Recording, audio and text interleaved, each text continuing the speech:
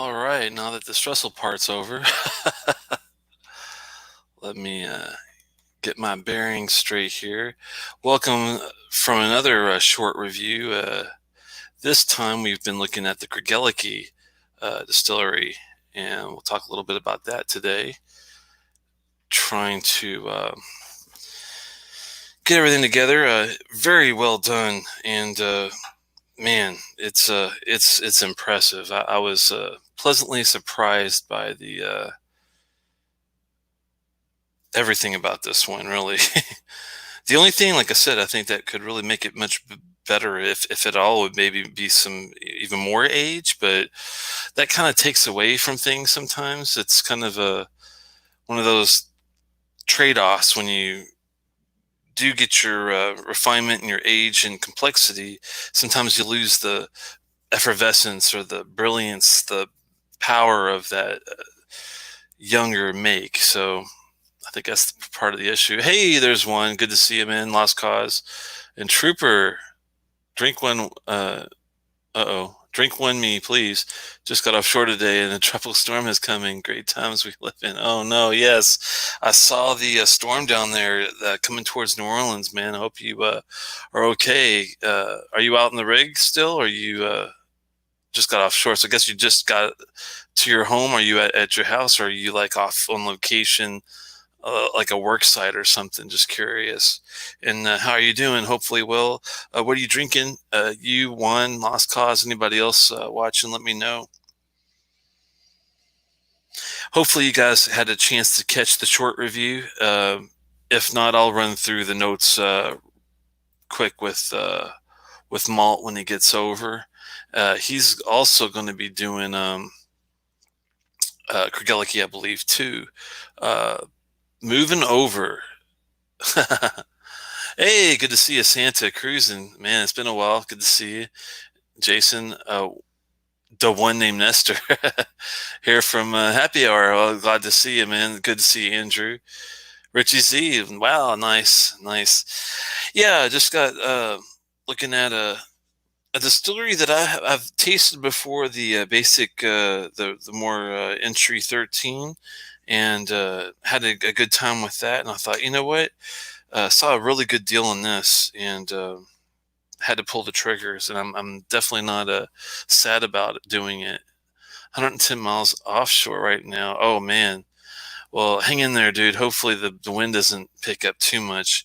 Hopefully you have a Talisker or something to give you some maritime happiness while you uh, hunker down, basically, and hopefully be able to make it through. Ben, good to see you, man. What are you guys sipping on? I'm just curious. Hopefully you guys are all off work except Trooper. Mm. And Slancheva. Have you guys had any of these? The 13, 17. They also have a 19 travel retail, and they have a 23 that's usually regularly, I'd say, available. They also have, let's see, bring up some side notes here. One second.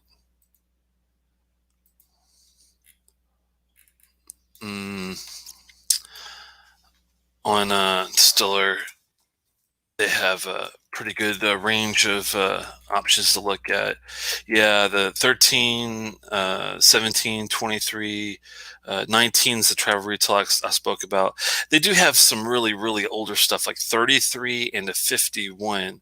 Now we're talking some big, big, big cash that I'm not going to be able to throw. But if any of you guys have thrown it before, or have been lucky enough to have um, a really good old Craigellachie, let me know if you've been lucky enough to have any of the 23, the 19, the 33, the 51. I'd love to hear about it. Or if you aren't really well involved with the distillery itself, official bottles, maybe you've had independents. Let me know if you've had independent bottling and what you thought about it. But yeah, some of those higher years, I'll be surprised if anybody has had the luck to taste that, but we'll see. Never had the Craigellachie. Would love to try the 17 year. Oh, okay. A Trooper, have you had the 13, and did you like it if you have? I think you're saying you haven't had any of them, but Troopers having Diet Coke. Oh, geez. I'll have to drink a 4, all you guys. Never had the Craigellachie. Let's see. Cheers to George Kaplan. I've thrown it at the 17 and 23, but the rest is note money. Yeah. What did you think, Jason, of the 17 and 23? I'm curious. I've seen the 33-year-old at Costco. Wow. For $2,300. My goodness, that's crazy. I mean, for a 33-year-old, it's probably not out of the question, but man, who's going to walk into Costco and be like, "Pal, there's my 2,300. Give me my 33-year-old scotch." That's insane. I'd love to be there for that, for the guy that walks in and plops his 23K down. I'm sorry, 2,300 down. Can you imagine 23K? It'd be like a Macallan, like a 50-year-old Macallan or something. I've had a sample of the 13. Really enjoyed it. Got a SMWS recently, but haven't dived in it yet. Oh, George, gotcha. I forgot I can hit this button and do that too. I got to get more with the program. They're always changing little things here and there, so I got to memorize all the little goodies. They're both in the queue. I've been eyeballing the 17 lately, but I need to kill some things before I open more. I hear you. Well, I here to tell you, Jason, that if you don't mind a spice level, the complexity in this is out the wazoo, and I think you'd be really happy with it. Um, Anybody not liking the scotch, I would be really surprised. The only person, honestly, I think that would not love this scotch is like a brand new person that's only tasted like bourbon and maybe like a real tame Highland or something. This is definitely not your normal space side. It's definitely got a lot of spice kick with it, but it's well balanced. And 13 is a really nice entry level. Yeah, I have one in port soaked mini cask right now for science. But that's going to be good. Speaking of 13, I think Mr. Malt's here. Ellie, hey man, Hey, buddy. How how's are it you? going? It's going. Things are Hopefully, still going. Things are still going, which is a good thing to say. There's been some tough times around here, but how are you, man? yeah, same. It's been luckily I still get to work, which I'm happy about, but it has been pretty busy and pretty crazy. So anytime that I get a chance to unwind and not think about everything, this is like a little mini vacation for the week. Yeah, ain't that the truth? Ain't that the truth? Yeah, glad to do this for another week, man. Cheers. Yeah, cheers. And speaking of, hopefully I didn't. Hopefully you're happy with the choice this time as far as distilleries. A little different. Yeah, definitely a little different. And I was talking a little bit about this during happy hour over on my channel, and yeah, having a little bit of discussion about. I mean, I was mentioning, of course, that we'd be over here to do the Craigellachie, talk about Craigellachie, and that you're doing the 17. I was able to get my hands on a bottle of Craigellachie 13. I could not find the 17. Still, that's an excellent. And some people, I mean, I prefer this one a little bit, but there are a lot of people that really like that one even more than this one and the 23, believe it or not. They really like that spice kick. Yeah, this is going to be interesting. I don't know anything about Craigellachie. I've never had a Craigellachie before. This came at a really reasonable price, around that $40 range. So excited to give it a try and talk a little bit about this one and that 17 that you've had. And I see there's some good folks in the house who we were chatting with over at the happy hour. So that's awesome. What's up, Santa Cruz and Richie Z, Trooper Henry? What's good? Glad you guys could make it on over. This should be a fun night.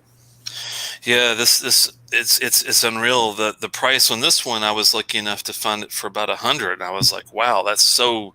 Oh wow, really? Yeah, for a 17, it is a 70 centiliter bottle, unfortunately, but it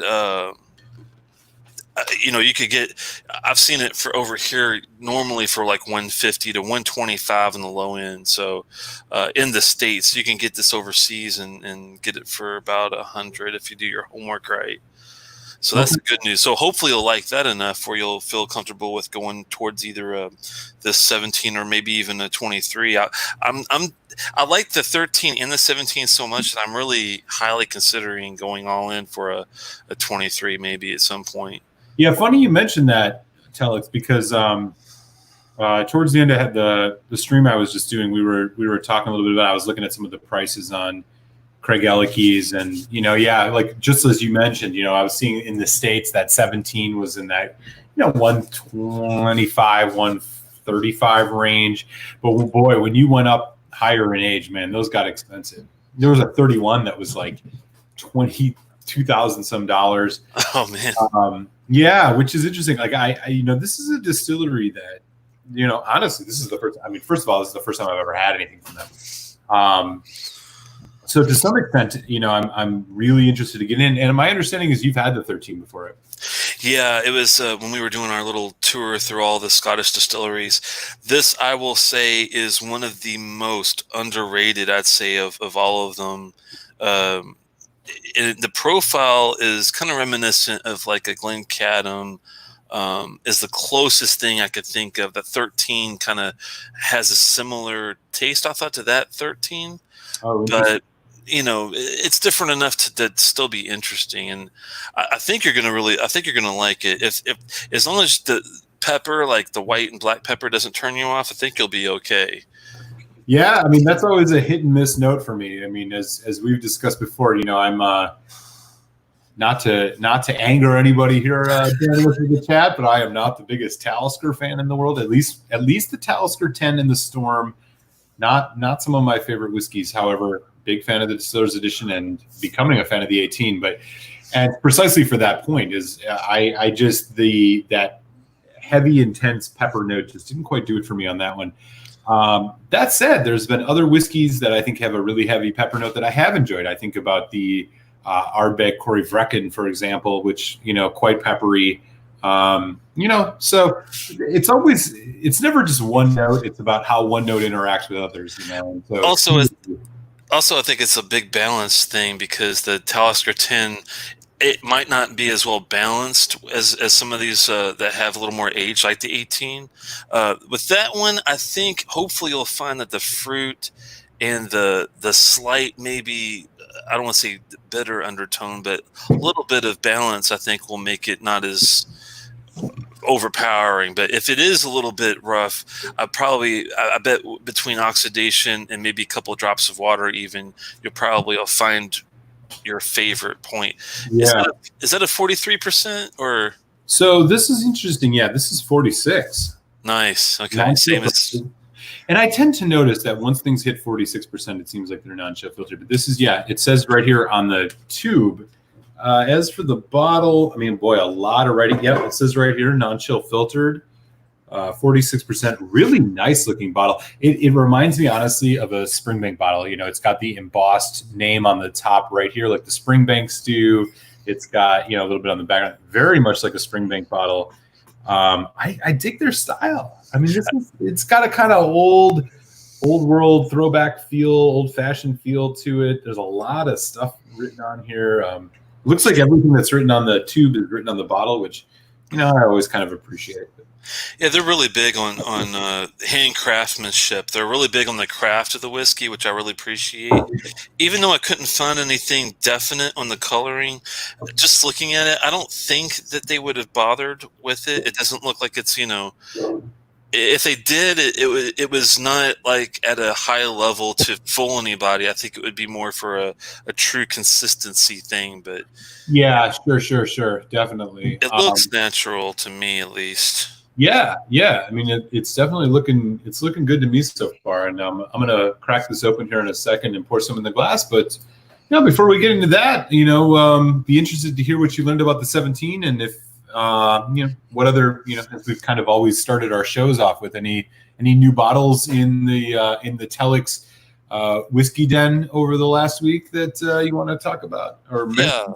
Yeah, I'll get to that in a second. The 17 is definitely, this is a space side like we talked about. It's this is not peated, but doesn't mean I won't enjoy it because I do like powerful flavor. And this was not a, you know, didn't disappoint in any aspect. No chill filtering, like we said, no coloring. We suspect these are all handmade oak casks that they used for a minimum of 17 years on this guy. It specifically says that in that way. They're real big on the hand craftsmanship. Anyway, a lot of blueberries was the first thing that I got on the note. And I'm just going over my notes that I had from earlier. Yeah. Watermelons and apples. The blueberries I usually don't get first from a nose, but this one was pow blueberry, and then it went to like a more of like a watermelon apple with the spices, Wow. creme brulee, some butterscotch, and some crumble. Man, that sounds delicious. Like florals and almond. I mean, yeah, it's got a little bit of maybe a sulfuric tone, but it's not as heavy on the sulfur like a Glendulin or the Nevis or a Macallan or some of those, or like an Aberlour or Abendna kind of thing. It's nice, really heavy mouth coat, a lot of pepper and vanilla, waxy finish. It lasts forever. I gave it a 4.5 out of 5 because wow, that's a stunner, huh? the water even brought out, like, go look at the short review for more details, but it really gives a lot more notes even with the water. The only thing that I kind of nicked it a little bit for was with neat, the nose palate finish were perfect. With the water, the nose and palate were still really, really good. The finish was just not as good with being neat. But for what you get, on that again? this is also 46. Really nice ABV. It's not, too much, not too little. You can never really have too much, but you know what I mean. It's like if you're going in for just a pour and sip, you can do that with this whiskey, but you can also take your time and really fine tune it, which I really appreciate, too. Yeah, I got a nice clean Glencairn here, and I'm pouring myself a dram of it right now. So this will be interesting. How does the color look on that one to you? Is it about the same as far as like light. Yeah, very light, like the light gold. I mean, this is what it's looking like for me. I mean, even at 13 years, that's pretty light. I mean, clearly it's ex-bourbon, right? I mean, this is not a sherry cask finish whiskey. Yeah, yours is considerably darker. Yeah. Well, I wouldn't say, because I mean, I was trying to kind of do a comparison, and I'm trying to determine if they do coloring. I don't think they do, because it looks like the distance between 4 years or whatever it is, their years throw me off. But that it's not unreasonable to think that would be a 17-year, and a 13-year type of.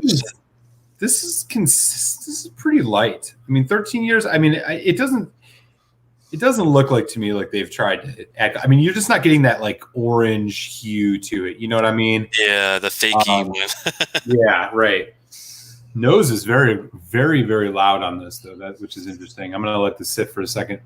Yeah, fruity. You said blueberries earlier. Man, nail on the head. Oh, really? You got blueberries in that one? Sure.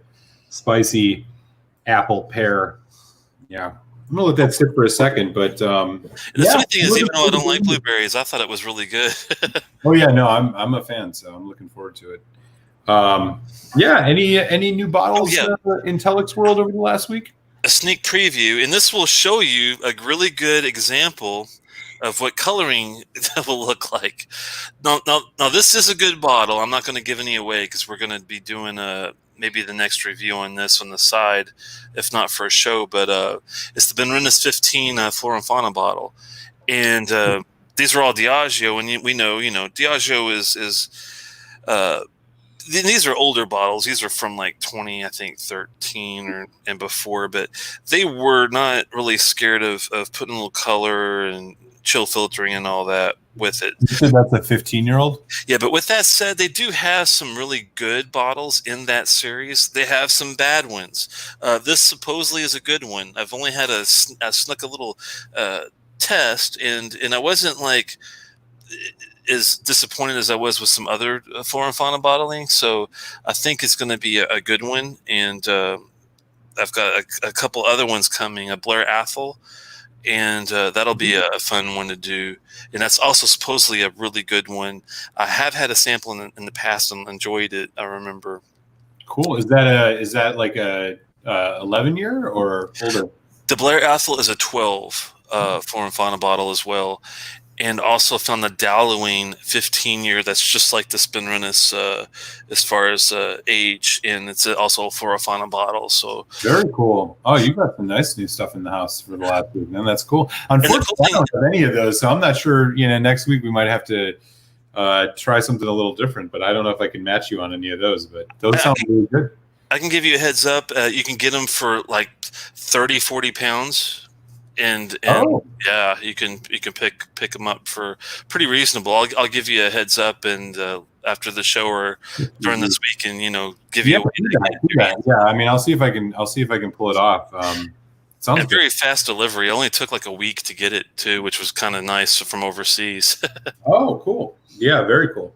What about you? What you picking out recently? Yeah, I've went into I haven't got any new scotch in the last week. I did get a couple store pick ryes and bourbons. I got this is Dad's Hat, which I was sipping on earlier on the happy hour on my stream. It was this is a store pick 4-year-old barrel proof single barrel rye at 61.2% Pennsylvania straight rye whiskey. Dad's Hat is a craft distiller just outside Philadelphia, and they're quite good. This is, this is really, really solid. I also got a 12-year-old Knob Creek single barrel store pick that this same liquor store did. So definitely picked up a couple picks from them. And the interesting thing, this is a Pennsylvania rye. So Pennsylvania likes to say that they're the birthplace of rye whiskey, at least in the States. I don't want to offend any of my Canadian friends, but in the States, that's the line. And what a Pennsylvania rye whiskey specifically is that they say that it's only barley and rye. They don't use any corn in any of their stuff. So this is a really pretty solid pick. I've had their regular stuff, which I thought was decent but promising. This one is, as I said, single barrel at cask strength, 4-year-old. I mean, it's not Willet, but it's pretty solid. I've heard of them before, but I never tried it. You gave me a good idea. I'll have to try to pick up a bottle of that on the side. It's pretty spicy, not bad stuff. The other one I got. Do you get any dill from that one before you move on? Sorry, I just want to make sure. Not much dill. Good. I don't like a dilly rye. So relatively new opened bottle. The other thing I got is a bottle of this Old Ezra. This is a barrel strength 7-year-old bourbon.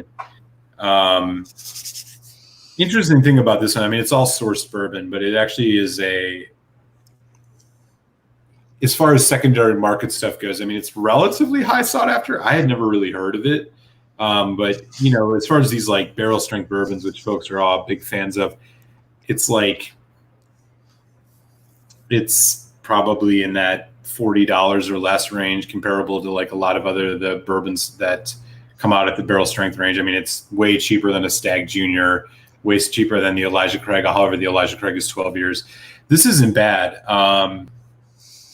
Pretty good stuff. I mean, I think it's comparable. I mean, I would still personally so far would lean more for the Wild Turkey rare breed, which I think is my personal taste, a little bit more palatable and right around the same price, but solid stuff. So yeah, that sounds good. Couple bourbons, got this rye, checking it out. And are you a Pikesville fan? Do you like that one at all? Pikesville, I think, is really good.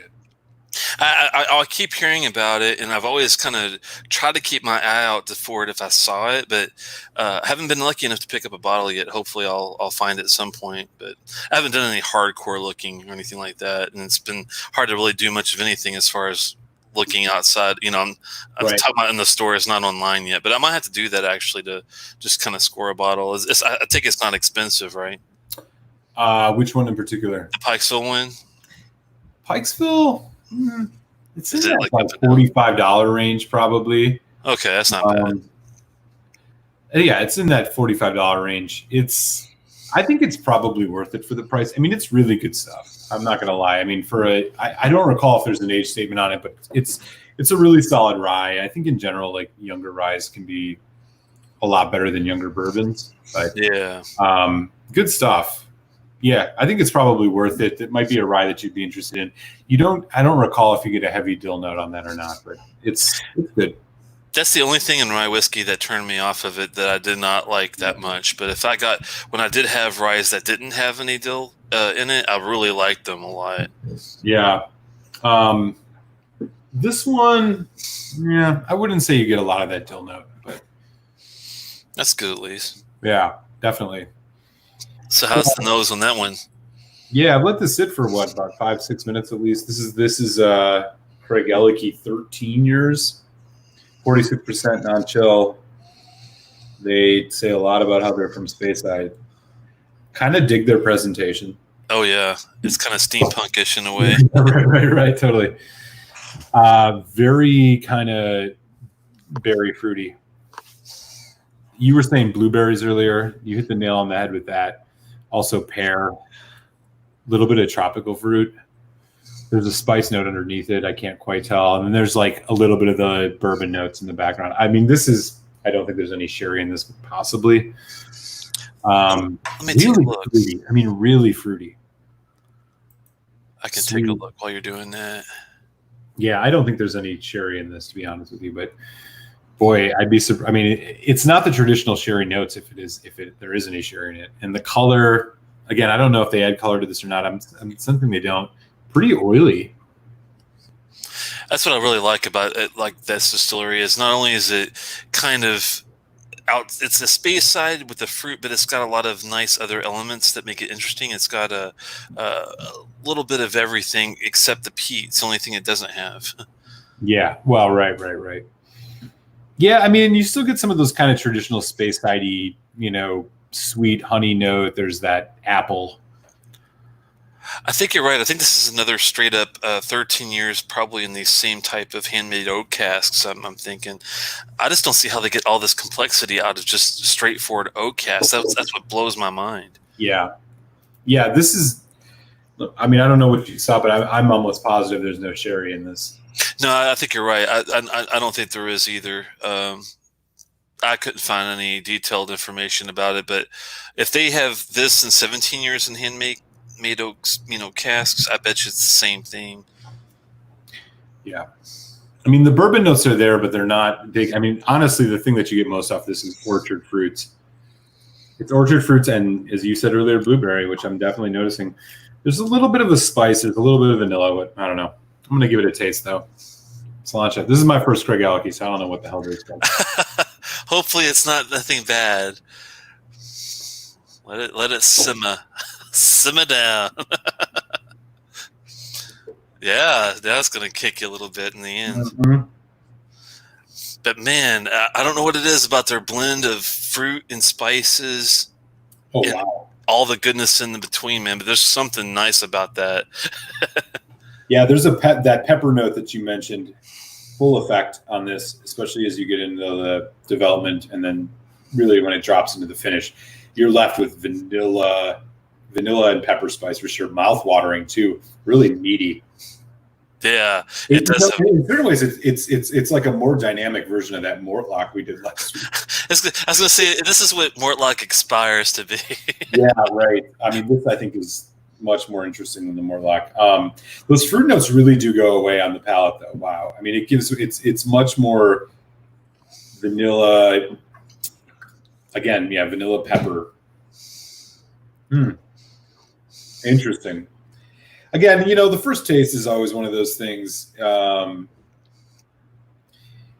You kind of just get a sense of the mouthfeel, and the second taste you get a lot more of the flavor, and it's, to some extent, I can tell here. I mean, it's kind of a like medium mouthfeel and not really oily, but it looks oilier in the glass than it is on the mouth. But yeah, interesting. Wow, yeah. The finish really, I think, is where this thing gets weak, though. I mean, the drop off is pretty considerable.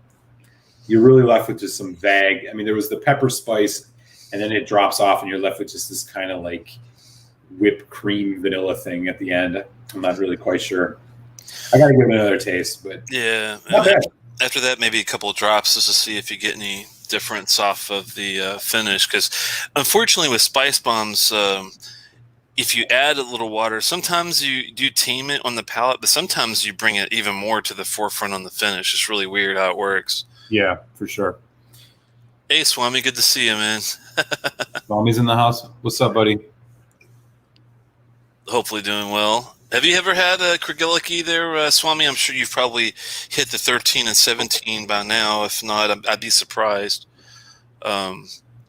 And you might even have lucky enough to have some of these crazy ones like the 19 or the 23 or the 33 or the 51 even. I can't believe they have a 51.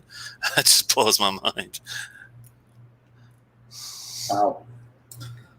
More of that toffee vanilla thing on the, well, not toffee, more chocolate, like dark chocolate vanilla thing on the taste now. But I really like that one, but you don't seem like you're kind of no, on board quite yet. It's definitely, as you mentioned, as I was talking about earlier, how Talisker 10 is not one of my favorite whiskeys in the world. This does remind me of it a little bit, in that kind of dry, sharp pepper note that really kind of brings up on the development of this. But hopefully you'll get a chance to try this one, because I think would like this one, because thankfully this one, to me, I am about dry whiskey. I don't like it dry finished at all, but this one doesn't taste dry to me at all whatsoever. Yeah. And it does have a spice kick to a point, but I think the age has teamed it a bit with all the other notes that you were talking about, with the fruit still being there a little bit on the palate, with the vanilla and the toffee and the butterscotch and all the other things. Yeah, butterscotch for sure. So what's the 17 you said? Is there any like finish on that, or is it literally just a 4-year-old more aged Craigellachie 13?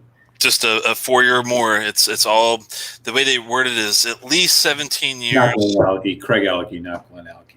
Yeah. Roasted in handmade oak casks for a minimum of 17 years for a full, rich character. But yeah, I won't argue with them. It actually does have a pretty rich, full character. Yeah, this is what they say on this one. In 1891, a whiskey expert noted that Craigellachie represented a style of whiskey, quote, seldom met with now, which we took as a compliment. Today, we use old-fashioned worm tubes to cool our spirit and bestow it with extra flavor, creating a dram of rival whiskeys twice its age. Well, I'm not sure I'd go that far, but yeah, they definitely have a whole thing about their worm tube thing. They're just as big, I think, about the craft than Springbank. Right. It seems like, at least, which I appreciate.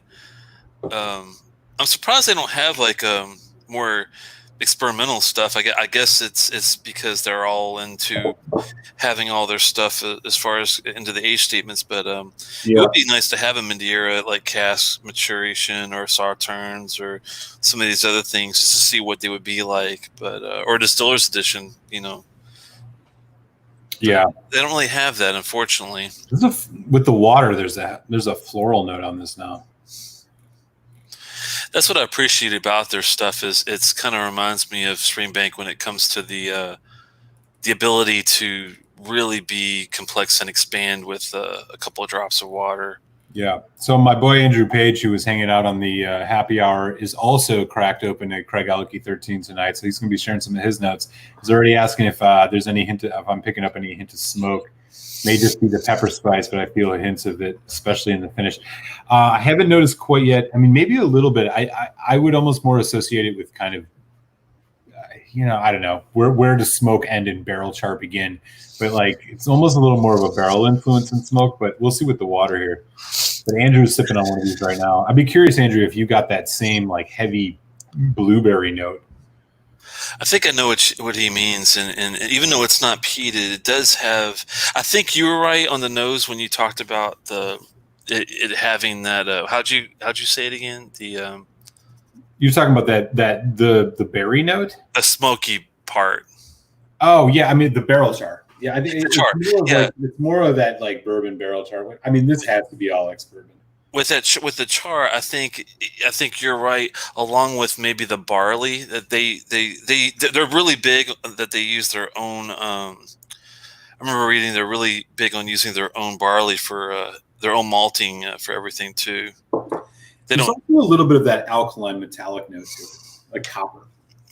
Yeah, and usually that would turn me off, but with this, to me, it's actually a welcomed need for balance with all the sweetness and uh, the only note I don't get with this is sour. I do get sweetness, bitter, uh, sweet. I get salty. I get all that, except I don't get the sour That's aspect. interesting. I was just thinking to myself about the bitter note. I'm getting a lot more with water. I think that it's come into a bit more balance with water, but there's a bitter note for sure.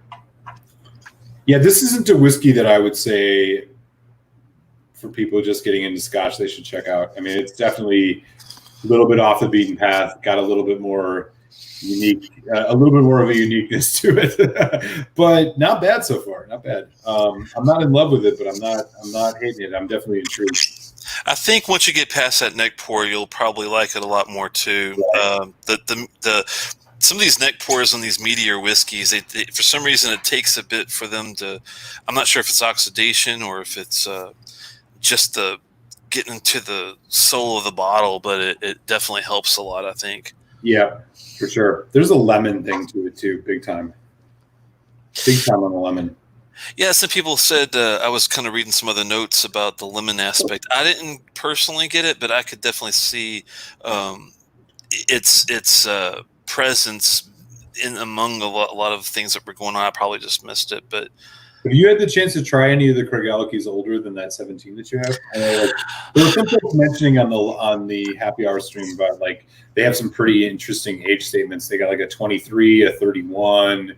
There's like a 27 in there somewhere, perhaps. yeah, the 19 is the travel retail exclusive, and it's on the more expensive end. It does rate pretty well, but I don't, how travel retailers are kind of hit and miss. It's kind of one of those that Mostly mess, but yeah. I'm not sure if I want to go that route. I would probably go for the 23. I want to say I've had it maybe at a tasting, but it's I doubt it because I think it was one that I would actually remember. The 33 and the 51 price wise are so way out. There's no way I would ever have that. Mm-hmm. Yeah. It's wishful thinking though. Yeah, for sure. Yeah, I mean, it's interesting that they roll with the 13-year age statement on these. These are just not something you see that much. I do really like their presentation, though. I have to say. I mean, it looks a lot like the Springbank bottle.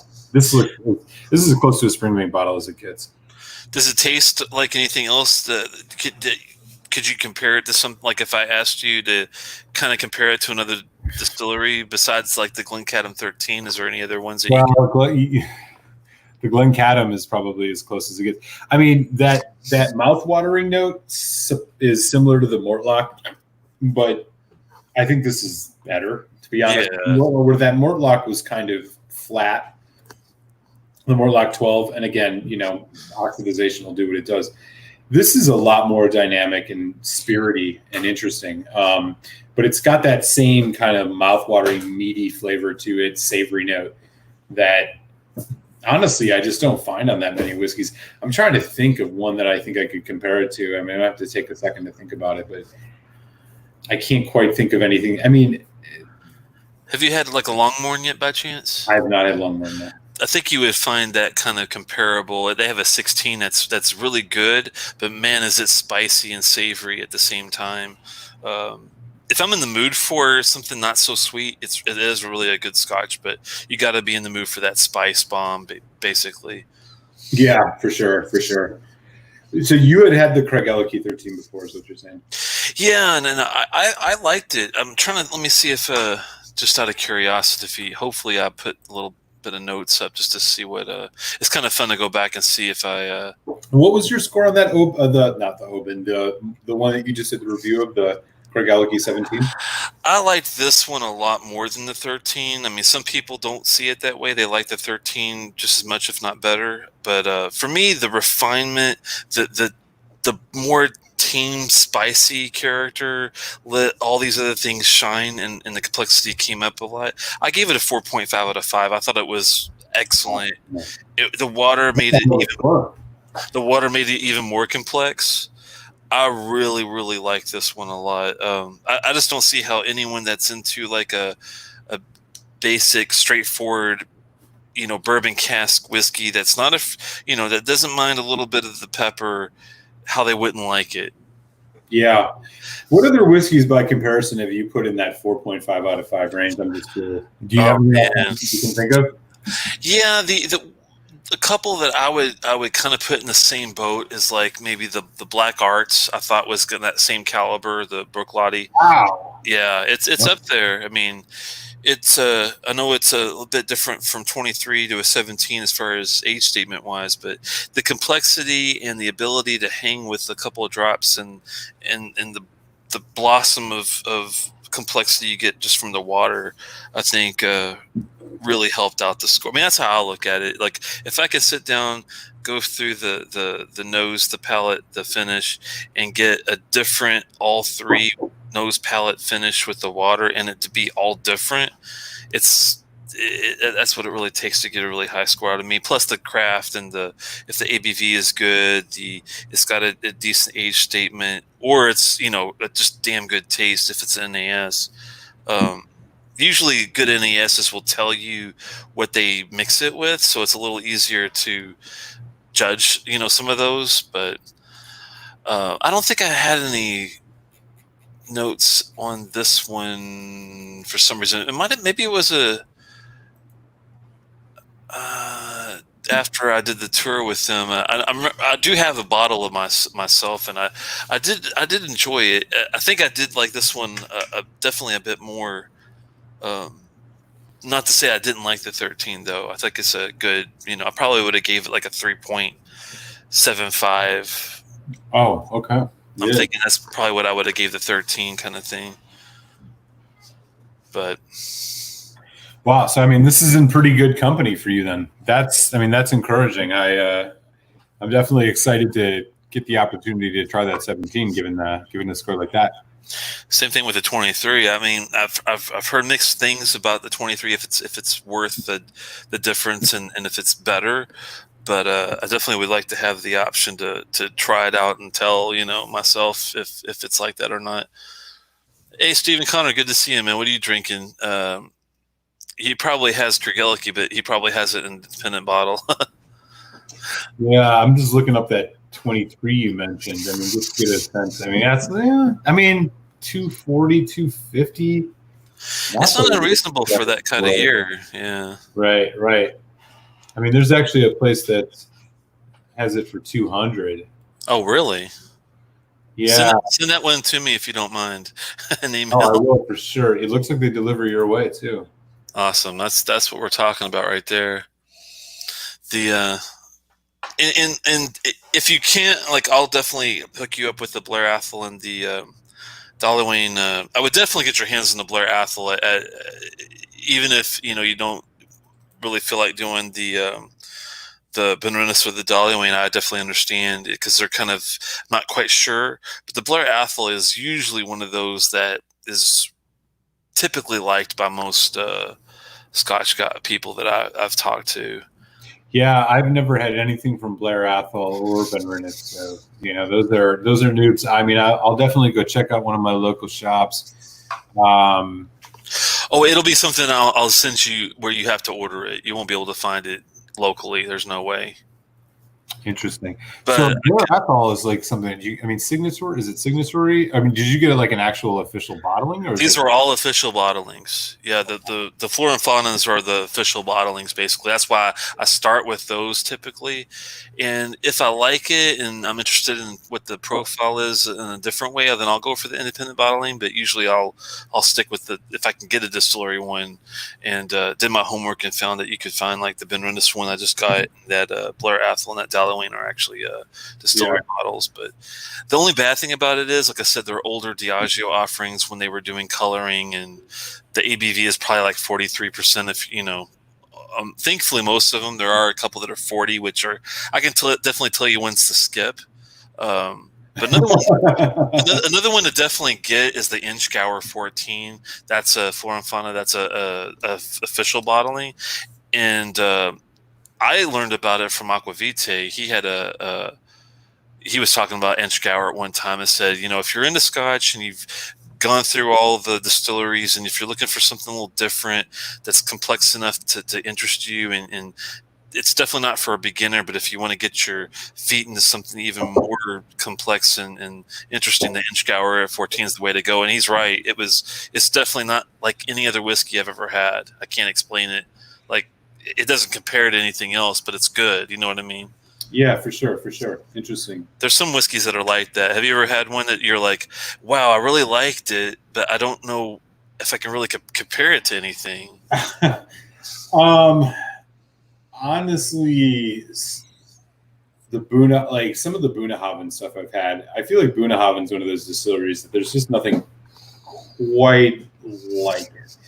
I've had a hand, it was like a hand poured from the distillery, like 10-year-old Manzanilla. That I can't think of anything that quite compares to that. There's a few others if I think about it. I mean, Ben Nevis. Ben Nevis, I don't know. I mean, even the Mortlock, which so far I haven't been overly impressed with the 12-year-old. I mean, I've never had anything older than that. Like, can't quite think of anything that's similar to that. The other one that I would mention, oh shit, no, it's just escaping. I mean, obviously Springbank, right? Like Springbank, I don't think there's anything quite like Springbank. That's one of the stories that, like, yeah, I mean, Kilkerran, Glen Scotia are like deviations off of it, but man, there's nothing quite like Springbank 15, Springbank even 10, for that matter. Isn't it crazy? Like, not too long ago, there used to be 30 to 40 different Campbelltown distilleries, and now there's only like a couple. And I'm wondering, it's just 3, right? I mean, it's Glengyle and Glen Scotia and Springbank. Yeah. Because Hazelburn and Longrow for Springbank, and Glengyle does the Kilkerran stuff. Right. Isn't it weird? Like, I wonder what their profile was like. I would kill to be able to taste all these dead Campbelltown distilleries. Does anybody have anything from any of the old Campbelltown distilleries? And what did you think of it? I'm just curious in the channel while we were talking. Yeah, about I mean, most of that stuff is probably well before my time as far as being into single malt. So I mean, that would be all stuff that'd be amazing to hear about, because I've never had any of it. I wonder if they have that same Dunnage warehouse funkiness that we like about right. Springbank. What is your? I mean, if you had one bottle of Springbank that you would be your go-to, which is the one that you go with? Oh man, I mean, if it was always available, and if price wasn't not an issue, it'd be the 19 Port Cask, man. That Springbank 19 Port Cask was one of the best whiskeys I've ever tasted. But availability was only like 300 bottles, and it ran about $290. So it's like, that's out there. But go to like core type of range. I have to say their cask strength 12 year is the best. I mean, I do like the 13. I like the organic stuff. I do like the local barley. I like all their the 15 and 18 and all that I've had, and it's good. But just the 12 cask strength is just like the perfect price, the perfect availability, and the perfect taste all in one sitting. What about you? Yeah, boy, that's. The 12 cask strength, I think, is just, again, there's like so much batch variation, so it's really hard to pin one down. That's the thing about Springbank is, like, even though you have all this great craftsmanship and you have all the great things about it, about no chill filtering and coloring and all that, the only downside is you lose consistency. Well, right. I mean, I think the consistency is something, and while that simultaneously makes it fun, it also makes it like not quite sure what you're going to get. I think I've had like 3 different ones. God damn it, I can't remember exactly offhand. There was, you can tell by the ABV or whatever. It was like I want to say the one that I really, really liked was 2018, maybe the second batch from 2018. It was like 57.5. Fuck, I don't even remember. I'd have to go back and look. I mean, and also, like, if you talk consistency, the 15, I just absolutely love. I mean, it's more heavily sherried, but man, I love the Springbank 15.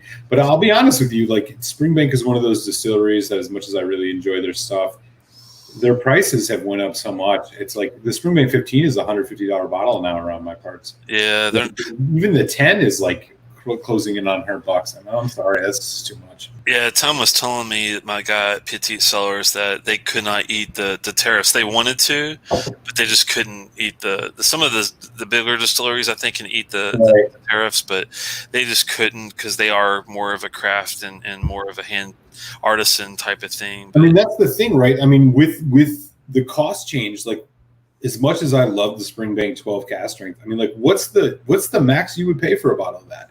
I mean, when I remember seeing it for 90 to 100. Now we're talking 130, 140, maybe not 130, but like 120 to 130. I mean, how high would you go for a bottle of Springbank 12 cask strength? The weird thing is, in Maryland a couple of years ago, when I had it, it was about 110 already, and I did think that it was fair. But as far as like a limit, I don't think it'd be worth more than 125. I think would be my cutoff. It just pains me to pay some crazy amount for a 12-year. I mean, even at cask strength, but it's all about the cask strength gets you with the taxes and stuff. So it's kind of,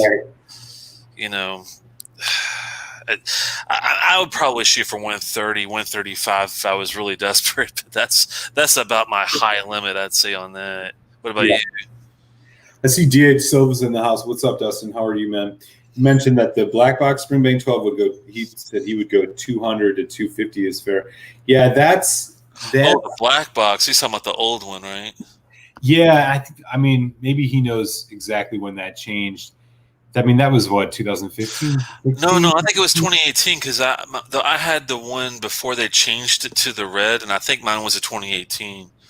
I think 2019, I think, was the new is it a red box, I think, or something like that. Yeah. Snack says, how much do y'all spend a month and a year on whiskey? Oh, Jesus, man. You have to ask the wife on that one. Is she watching? If she's not watching, you can answer.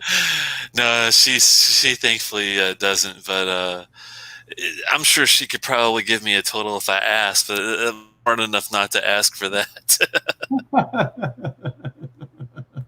2018 was the last year for the black box. Yeah, that was the one I had. I really liked it. I haven't had the new one yet to compare it to, but from what Dustin was saying, the new box is not, it's like half as good, it sounds like. No, but I think it's like the batch variation, right? I mean, I think what I've heard is like some of the initial red ones weren't great, and then some of the newer ones have gotten better, and I don't know.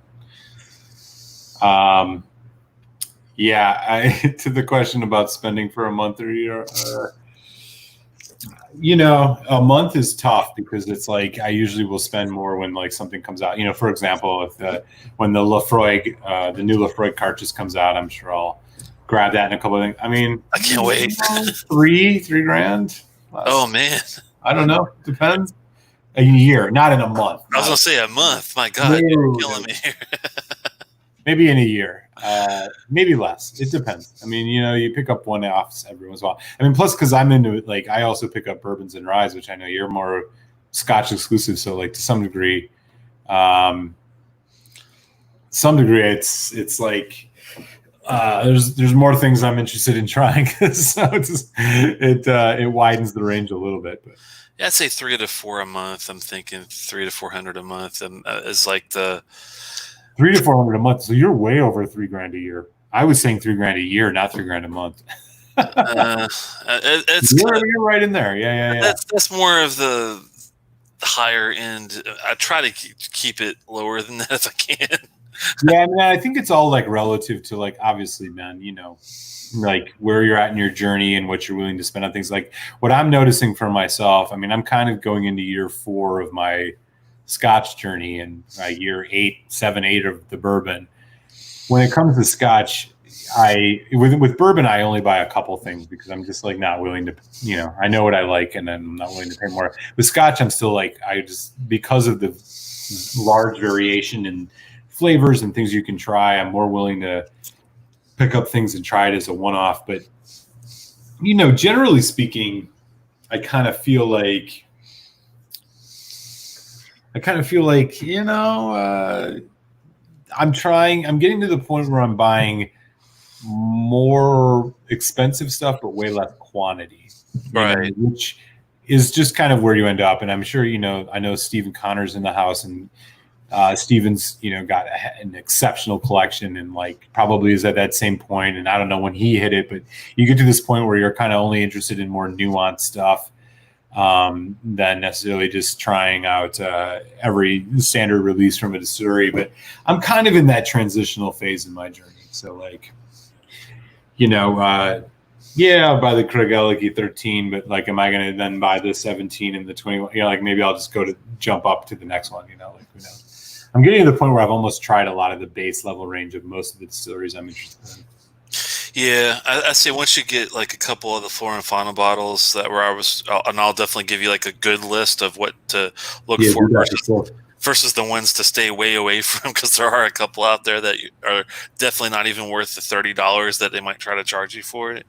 Yeah, because there's a lot of Flora and Fauna bottles out there. I mean, there's like a good, I can't remember the number if you count all the ones that are from dead distilleries too, but I mean, it's like at least 25 to 30. I mean, there's a lot. So, I mean, some even guys even get into the whole collecting all of them thing. I'd be happy with just getting one from the basic, distillery as I kind of move along, with the exception of a couple that might be way too pricey, but see what happens. Yeah, speaking of just like, releases, quote unquote, basic releases from distilleries, what, the Ardbeg Black standard release has been introduced to the world. Are you, I know you've had the Ardbeg Black committee release, which you were a big fan of. Are you planning on picking up the Black standard release and doing a comparison, or just picking it up for your own, I don't know, collecting or anything? I know you have a lot of tins back there from Ardbeg, so. Yeah, it's funny. I had to get rid of all the core, so all the Ano, the Superno, the Ano, the Quaverekin, the Ugadal, and the 10-year had to go to make room for the rest of the series back there. Anyway, but yeah, I'm eager to get into. What was the I'm sorry. What was the question before that? Oh, just if you're planning on picking up the Black. Oh, that's right. Yeah, I was just thinking today that I should call up Tom at Petit Cellars and say, hey, I'm willing to do a curbside pickup for that if he had it. I'm pretty sure they would have it already, but you never know. I should probably call ahead, but a lot of places are still allowing pickup, thankfully, where you can call ahead and they'll have it ready where you can just exchange, I guess, a credit card through the window or something. I'm not sure how it works yet. I don't know. I haven't seen it in the States, but do you know what they're selling the regular Black standard release for? Unfortunately, I have heard it is pricier than. Well, the committee release was pricier too. I mean, I don't think I would go over $90 for that. I don't know how much I would go. Maybe 90. Well, I would be prepared for probably 110 to 120 because of hard pass on that. Yeah, I don't think I can do that. It's iffy. I mean, 20? Damn, man. Typically, I definitely prefer the committee releases a lot more because of the higher ABV, which I'm a big fan of. But of course, yeah. Some of them, I wasn't a huge fan of the drum, but the Grooves limited release was decent. I love the Kelpie one. I thought was pretty good. And the Dark Cove, of course, I thought was really good. And some of the others. But they're 46% is such a really tough ABV because sometimes it works and sometimes you feel like it's flat, like it's missing, especially if you've already had the committee version. You know what I mean? Mm-hmm. I can't find let me see if I can find a hard price here somewhere. Just out of curiosity, here we go. Oh wow, someone's asking committee release for 200. That's funny. It's going for 130. It looks like 130 is the Ardbeg is the Weller of scotches, man. I'm telling you, people will pay so much for Ardbeg, these Ardbeg releases. I wish they wouldn't, so I wouldn't have to spend so much money because I do like their juice. But man, the prices are killing me to go up to 130. Like usually they're 110 where I am. I'm hoping that they're like 120 at the most if they're going to rise at all. But that's painful. Hopefully they won't sell as much and they'll have to lower the price a little bit. Yeah. Because do you think 130 is a bit steep for a 46%? I mean, NAS, Come on, it's dude. There's no way that I would spend 130 on the Ardbeg standard release of that black. There's no fucking way. like the 200 for the committee release might be something I might do, but not for the. God, it's so much. I know, I know, Totally but hear you. And it's like, a secondary market though. That's the thing. it's a privileged thing. Like, let's be real. Like, it's a privileged thing. It's like if you're an Ardbeg fan, you just want to do it for shits and giggles, and like you get a good hand, like you get a good price on it. I wouldn't pay 200. No way. Yeah, it's a bit much. That's too much, man. I mean, it's an NA.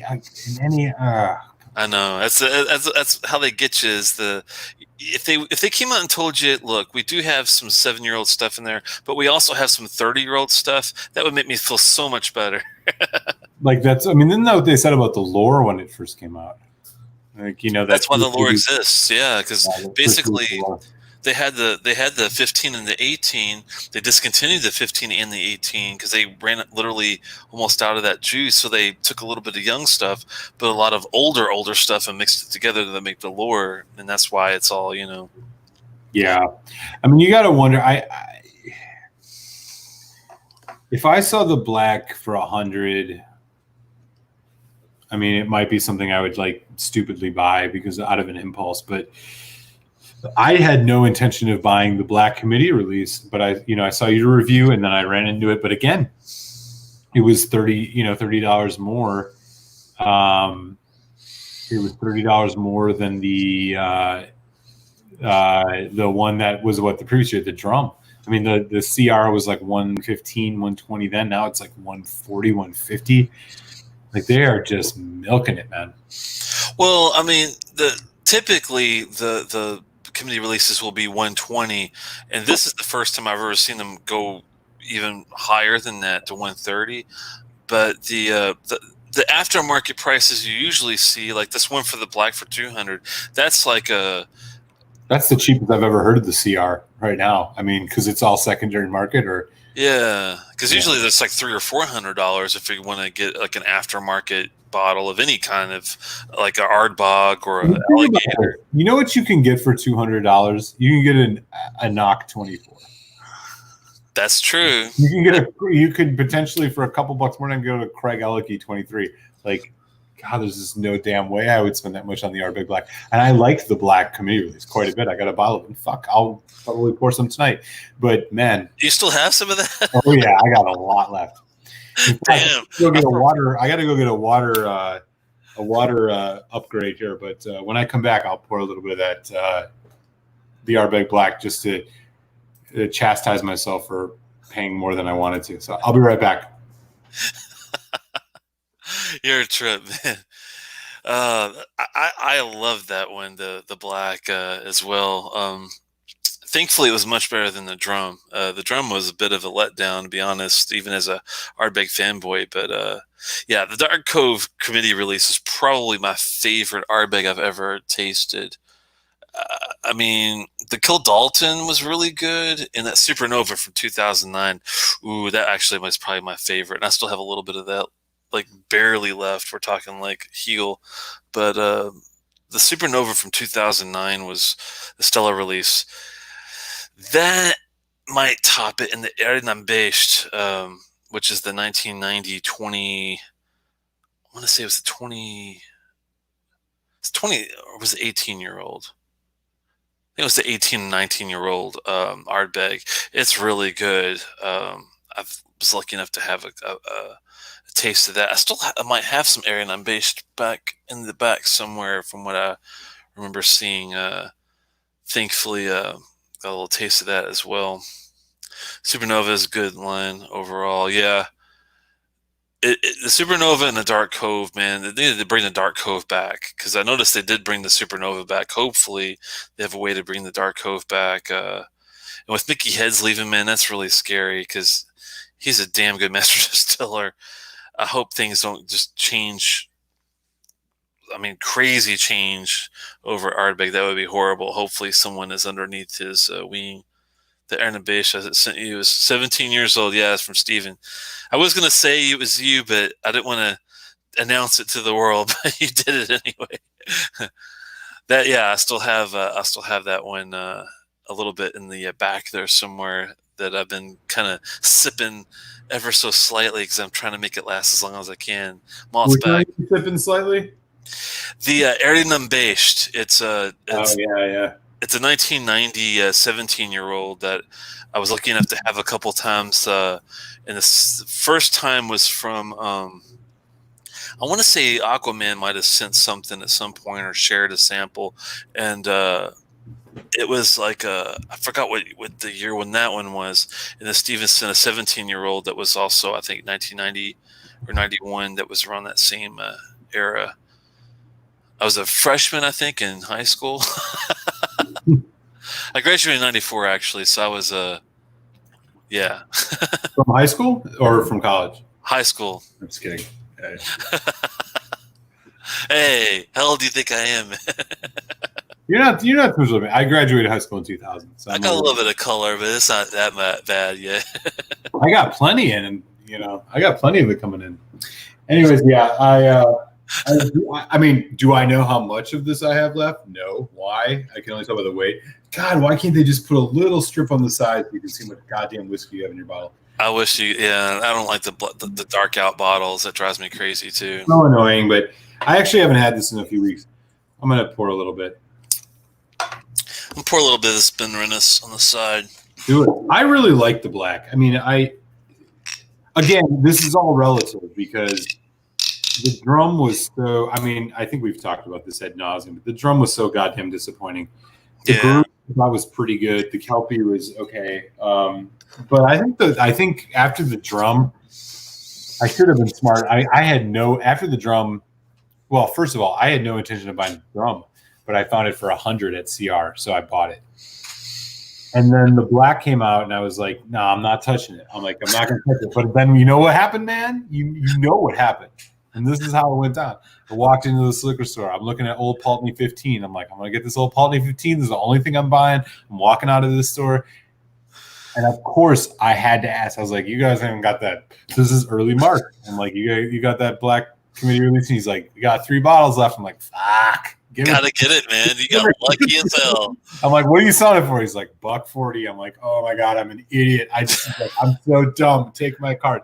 I just have to do it because it's going to be fun." Like, I'm at the time I was fortunate to be able to do it. I don't know if I'll be able to do that next year, man. Like, you're very lucky because there was a guy calling me every day asking me if I found it yet. Like literally, one of my buddies that's also a whiskey nut that hangs out in DC with me sometimes, Tashi. He was like, "Man, have you found this yet?" And I'm like, "I've been calling every week on right before the day they get their loading in and checking with the guy." And he's like, "Maybe next week." But finally, it arrived, and I was so happy. Jason Coates says it's hard to complain about a dark whiskey bottle when they call it black. Dude's putting me on blast. I appreciate that, Jason Coates. Real talk. That's true. That's true. But I'm going to tell you this. This ain't the only bottle. Port Charlotte does this. I think there's one other, Bunahaven. It's like, come on, man. Like, that little thing on the side so I can at least see the level. Like, that freaking Helen Park Valfather, the same damn thing, blacked out bottle. I can't tell what the thing is. Like, come on, man. That's funny. Andrew Page says he's opening the Wee BC. Yeah, I still got some of the Wee BC left. This is the last one. I won't be buying this again, but I still got to have it. Have you had the Wee BC yet? No, I have not. It is on the radar to do. It'd be funny if I got to pick that up along with like the new characters or something. It's everywhere. I mean, it's close to everywhere. I'm not sure about you, but it's close to everywhere. It should be. I bet you Petite probably has it. Like I said, I've only been out of the house once since March the 9th, so it's kind of yeah. No, I feel you. Ultra careful. Code said, "I'm still not convinced that they, being Ardbeg, offer anything better than the 10, especially if you consider price." Oh, come on, dude. The Dark Cove alone should blow your socks off, I would think. Ugadal. I mean, well, up until like 2 years ago, I would have said Ugadal and 10 are the only thing. Now, I almost wonder if too, man. Yeah. But dude, is Corey Vrecken $100 bottle? It's 110 here. I It's wouldn't pay 110 for a Corey Brecken. I mean, it's good, but it's not 100. I don't know if it's $110 bottle, but it's close. Samuel Castanel saying Happy Tuesday. What's up, buddy? I say 100 is fair for the Corey Brecken. 110, it is getting to the point where you're stretching it. But I think 100 for the Corey and 80 to 90 at the most for the Ugadal, I think is fair for what you're getting out of it. Because it's a hell of a lot better to me than the 10. I mean, if you give me a 10, if you give me 2 or 3 drams of the 10 and one of the Ugadal and one of the Corey Brecken, I'll take the Corey Brecken and the Ugadal. When you put it that way, I agree. I mean, the Ugadal was like a transformative whiskey for me in my journey, and so I do have a special place in my heart for it. I haven't had a bottle of it open in close to 2 years, but I will say, I can't. That was the first peated whiskey that had any like fruit sherry notes in it that I ever had, and I'll be honest with you, like it was so transformative. It blew my mind. It blew my mind, and I do feel like I still think. I mean, I don't know. I haven't had a bottle in 2 years, but I'll tell you, like, would I go upwards of $80 for Ugadal? Probably. Oh yeah. And look at these lucky bitches that have had the alligator, man. I haven't had a chance to taste that. I mean, I've got stuff going back to 2014, 2013, and I still don't have the damn alligator. I deserve a dram of that, damn it. Oh man. If anyone's got like a sample of that left, let me know and I'll trade you something for it. Some salsa on the side. That would be awesome because that's one thing I have not been able to try. I've always wanted to try was the alligator and the roller coaster in the serendipity. The Wee Beastie, and I think you're going to notice this too. I mean, they say it's unlike the 10, it's ex sherry and ex bourbon, but it's 5 years. Like I didn't pick up. I did an uncorking video on my channel when I bought it, so like just first taste, I didn't get any sherry notes. And the thing is, it's youthful, it's peaty, it's spicy, heavy pepper. It reminds me of the Corey Brecken in its pepperness, but I'll tell you this much: like at the end of the day, as much as I don't think the Wee Beastie was a bad whiskey, at the end of the day, for less than $10 more, I can get the Ardbeg 10, which I think is a just great whiskey. And I'm sorry, like I'm just not going to do it. I think it's for the people that are. I think it's like a select buster. I think they're trying to. Select is like, I mean, and this is where you bring up a great point. This is where it gets interesting. So, whatever, like some folks are Lefroy homers, some are Ardbeg, some don't care either way. I like to think I like Lefroy more than Ardbeg, but I will say that there are 2 Ardbeg whiskeys I like more than almost any Lefroy I've had, which is the 10 and the Corey Brecken, or the Ugadal. That said, here's the thing though. Ardbeg clearly trying to sneak in. They put it with something less pricey than the 10, just like the Lefroy Select. But like, let's consider both side by side. Lefroy Select, NAS, 40%, $42 maybe. Wee Beastie, $47, 5-year-old age statement, 47.4%. Like, as much as people can hate on Ardbeg, I have to at least say this. At least they don't bottle it at 40% and make it NAS. Why did it? Like they could have made the Wee Beastie 40% NAS, no age statement, and everybody would have bought it anyways. But they didn't. They put a 5. They got to have standards. Yeah, like I'll give them props for that, even though I don't think it's not going to be my favorite Ardbeg, and maybe it would be a good mixer. Or, no, but I mean, when you give like like if you had a friend that was a Scotch person but wasn't quite into peat yet, when you give them the Wee Beastie before you give them the Select? Yes. I think the Select is just trash. Would you give the Wee? Here's a good question. Would you give the Wee Beastie before you would give them either a Kalila 12 or something like a Lagavulin 8? Oh wow, Lagavulin. If it was somebody that's never drank peat before, I'd give them Kalila 12 over Lagavulin 8. What about the Wee Beastie though? I'd still go Kalila 12. Okay.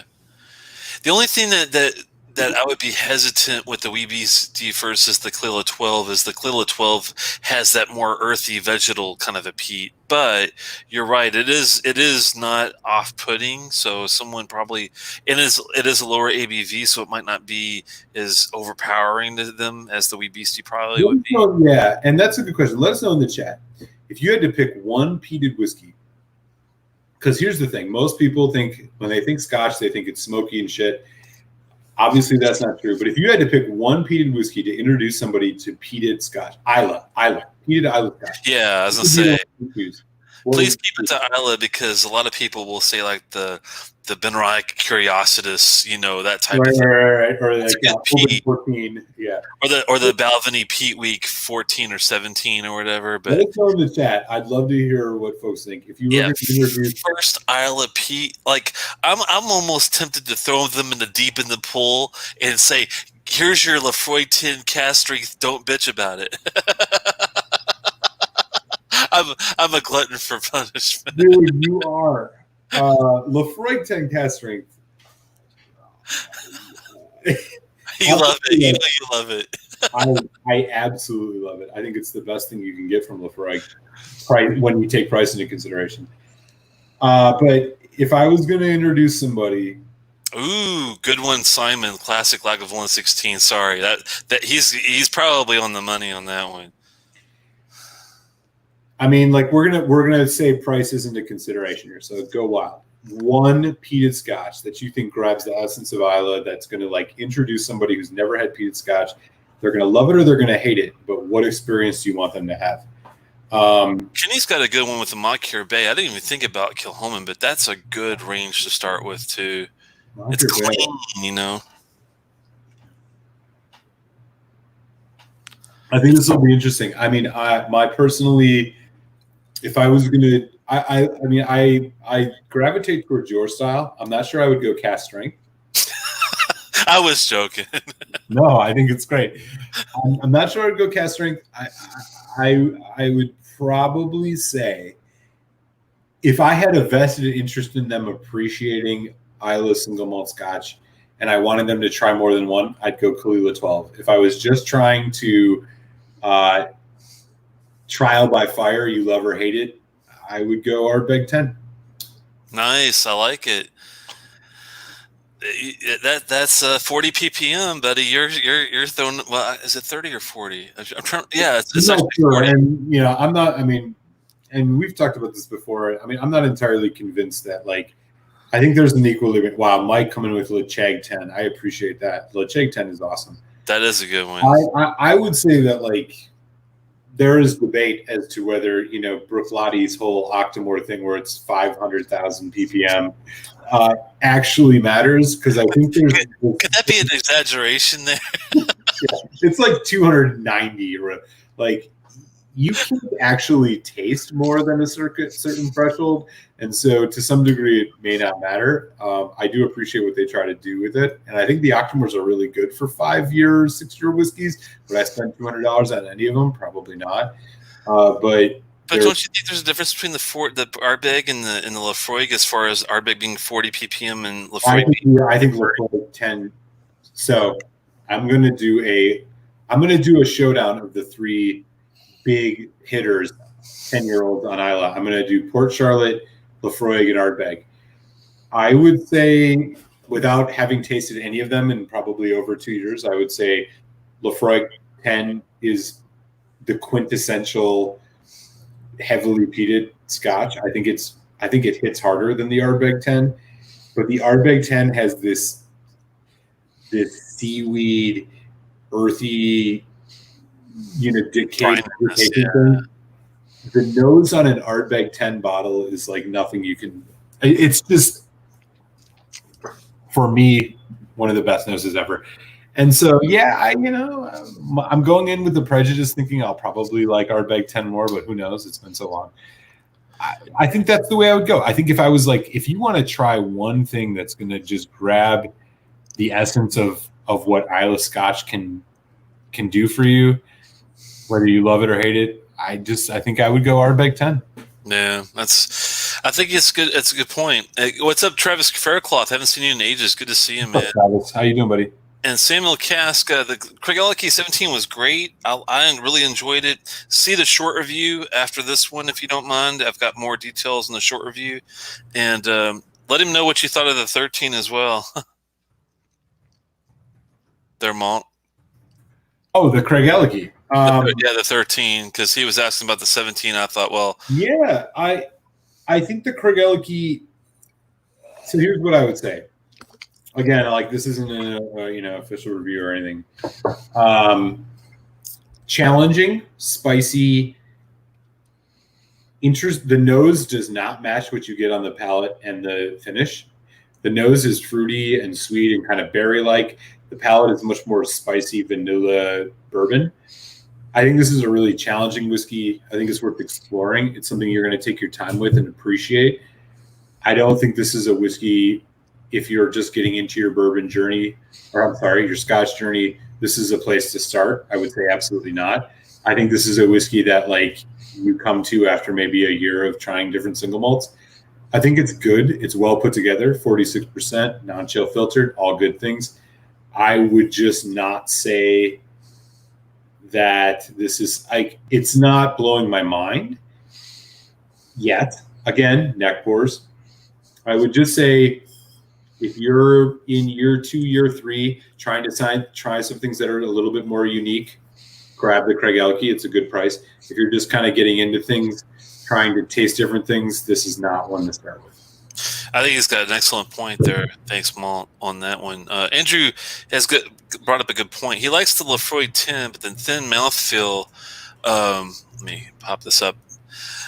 The thin mouthfeel due to chill filtration makes it less interesting than the oily Ardbeg 10. And I think he's got a good point there. I didn't really think about much. Is that maybe that's why? I mean, I love Lefroy, and obviously I love Ardbeg just as much, and maybe even more. Maybe it is the mouth coat that. Do you find it that way too, or do you look at it differently? Yeah, I mean, I would say, look, I mean, I have a fresh bottle of Port Charlotte 10, Lefroy 10, and Ardbeg 10 sitting over here. I'm going to do a 3-way review in the next couple months. I've been waiting for the time to do it. My general, I for the most part agree. But I don't know if I would say Lefroy 10 was thin. I think the thing about Lefroy 10 was more aggressive and more assertive on the nose. I don't know if I felt it was thin. So I'm not sure where they are. So there's a critical distinction that needs to be made. If you're in the UK, Lefroy 10 is bottled at 40%. If you're in the States, it's bottled at 43%. Which is awesome. If you're in the States, now Ardbeg 10 is 46, which I think is obviously way better. But the Lefroy 10 here is 43. Yes, they chill filter. Yes, they color. Ardbeg does not do either of those things. Obviously a plus for Ardbeg. Do I think it really takes away from the essence of the Lefroy 10? I don't know. It's been so long, so it's hard for me to say. But I would say that, like, I never felt that anytime I drank a Lefroy 10 in the past that I would have characterized it as necessarily being thin. I would characterize it as kind of in that medium range and just a punch in the face. Like, the nose on that whiskey is such a punch in the face.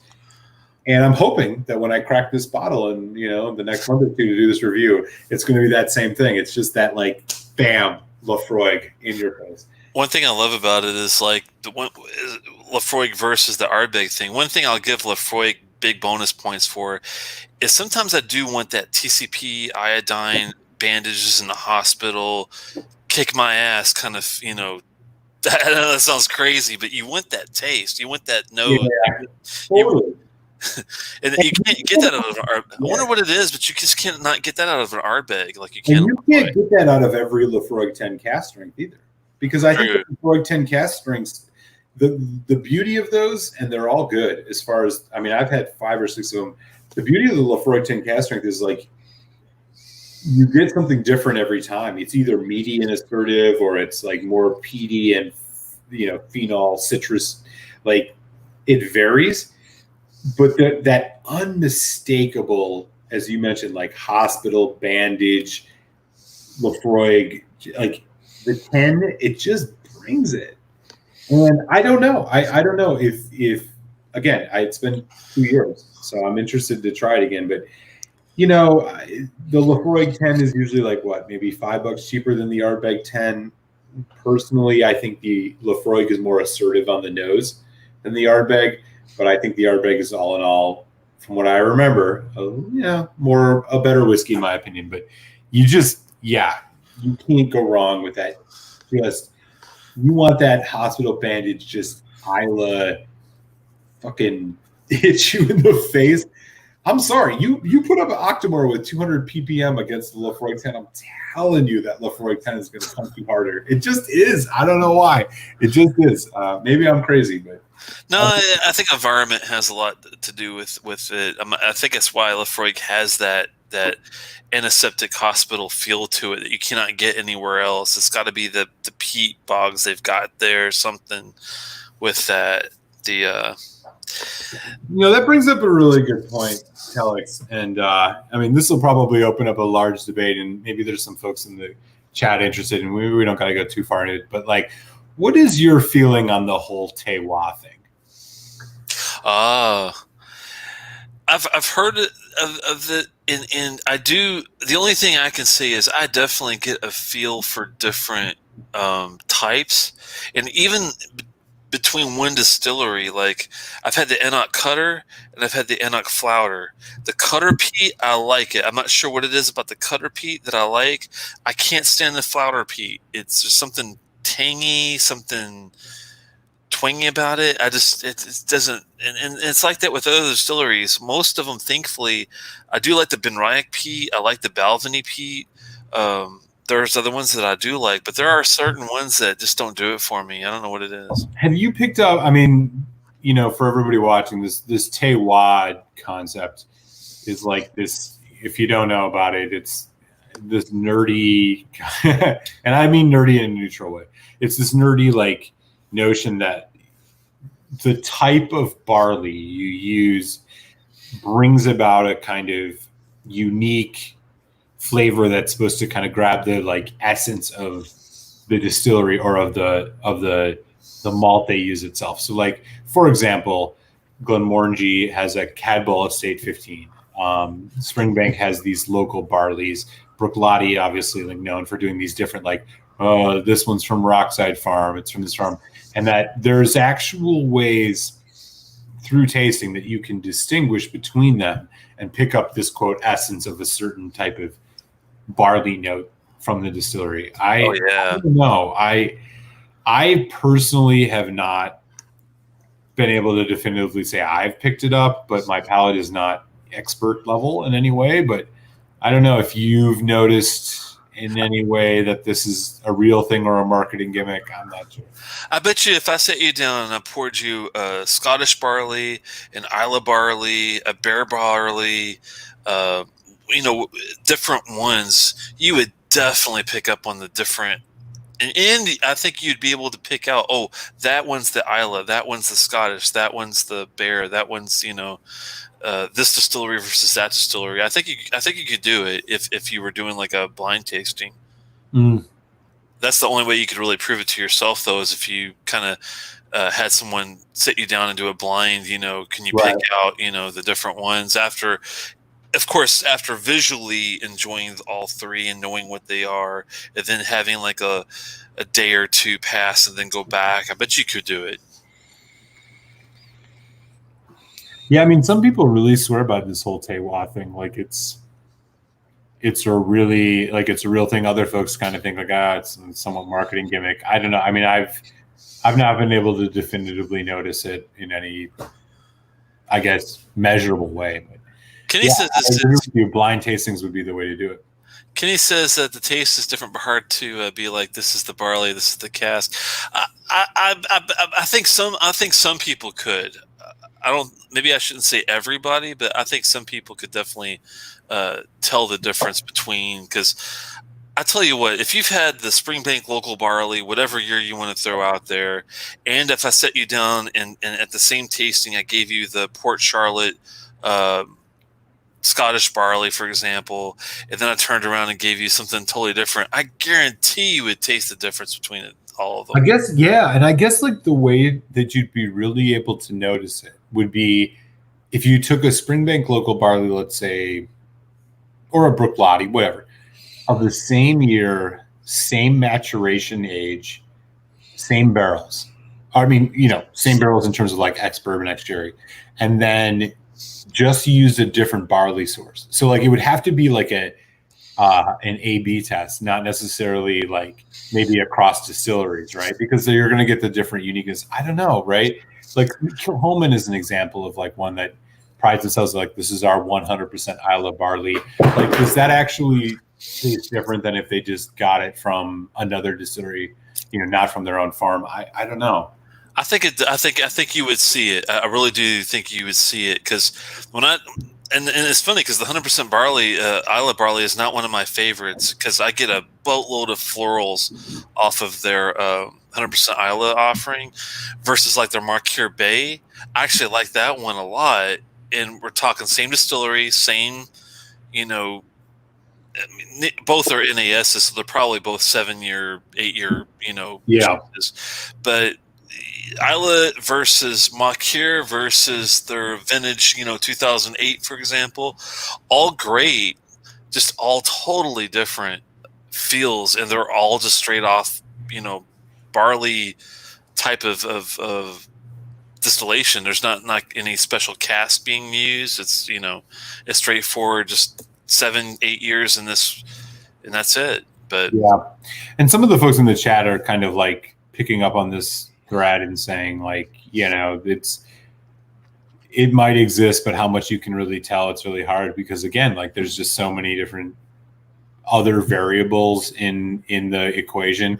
And that's what I was kind of getting to is like, you'd almost have to do it in a straightforward, like Bruichladdich Isla barley Rockside versus Bruichladdich Isla barley some other farm, and like actually try to get it to the point. I mean, water it down to 30% or whatever and try to tell like, is there a significantly different flavor notes that you're getting out of the spirit at that level from one farm to the other? I don't know. I mean, some of the folks in the whiskey group that I'm part of, they swear by it. They think it's like, they not only think it's real, but it's so omnipresent and like noticeable across whiskeys. And I'm just not sure, I think it's there, but I do think it's hard to prove. Like you said, I'd have to go pick up different bottles from the same distillery and have them all for like a tasting. And I would do more shootouts myself like that. I normally don't have a boatload of like similar bottles. Like if I go and get stuff, I usually get like one sherry bomb, one spice bomb, one peat bomb, one of all different sorts. So I try to play the spectrum game, but I guess I should pick up maybe a couple. I don't have a Marqueur or an Isla. Maybe I should get a couple of those and maybe like a Port Charlotte, Bear Barley, and something else to see if I can, play with it a little bit, take a few days off, and go back and blind test to see if I could tell which one's which and why and all that. But it's right. It's a tough way to really experiment. Yeah. I mean, and again, I mean, this is such a like niche argument or niche thing people get into that, at the end of the day, I think the way that we all experience whiskey is obviously subjective to most. Let me ask you this. You can tell the difference between if I said it's a European oak or Quercus alba, for example, versus an American oak. You can taste the difference between that, I would think.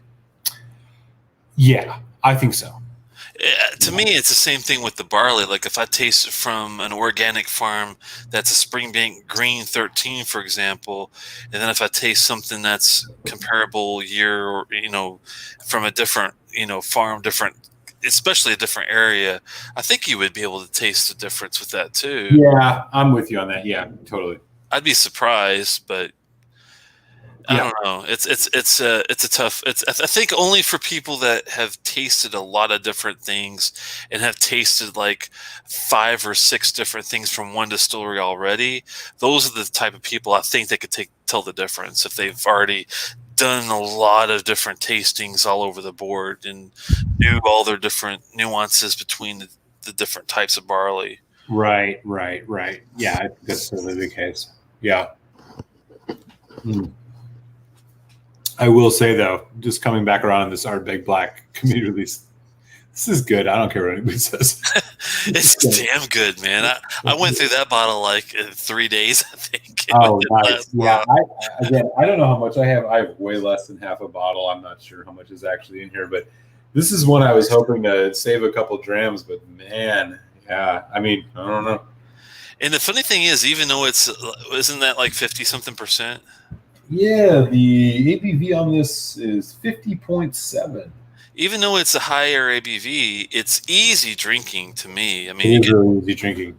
You can really go through a bottle of that stuff pretty quickly. Good points, Kenneth Clark. Good points. Kenneth and Kenneth, Don Holland, and Jason Coates are making some really interesting points on this in the chat. This is really cool. I'm learning a lot from what you guys are saying here. This is awesome.